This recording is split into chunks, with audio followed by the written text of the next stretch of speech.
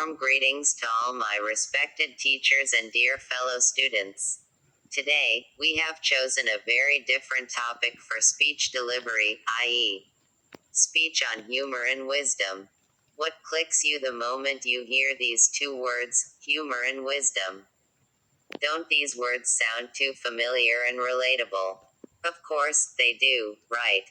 Now, ask yourself if you can engage yourself in a conversation which is devoid of humor and wisdom. Certainly not possible, right? Thus, we can deduce that both humor and wisdom are the two most essential elements of human nature. Not all human beings are gifted with these essential features, it's simply because of the fact that they lack these abilities. And not in every one you'd come across both the characteristics. Say for instance, if one person is full of humor, the chances could be such that he may be devoid of wisdom, whereas the other person would be very wise but may lack humorous elements. However, the combination of wisdom and humor is a terrific one, and if an individual has got both, then she has got to be really smart. Isn't it? It is said that though humor may not have wisdom, but wisdom has the ability to give rise to a healthy humor. Wisdom is the oxygen of brain, while humor acts as a catalyst for brain. When we are possessed of both required wisdom and good humor, we feel happy and satisfied from within. If you look back in history, you will realize that there were many wise people born who were gifted with a good sense of humor.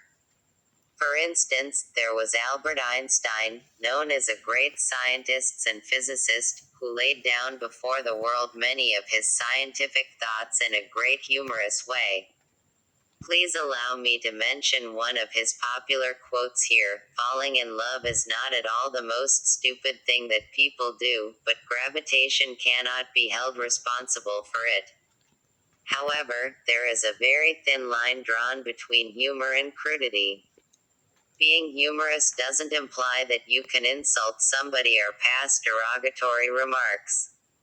I am sure many of us must have observed that in the garb of humor, people tend to make someone a butt of joke or feel others let down through their funny comments.